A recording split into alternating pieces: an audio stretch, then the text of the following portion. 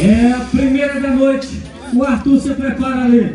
Eu quero que vocês prestem atenção aí, que vai ser uma excelente apresentação. Ele está dentro do brete ali, concentrado com o seu touro. Pode preparar o show de Roseta. Ele veio o Arthur de muita experiência.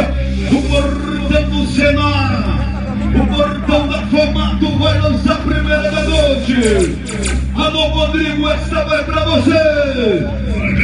3, 2, 1, abriu a porteira do bando de time, parceiro Roseta lá. Ele vai parar, grita pra ele, gente. O tamanho é duro demais. Ele parou,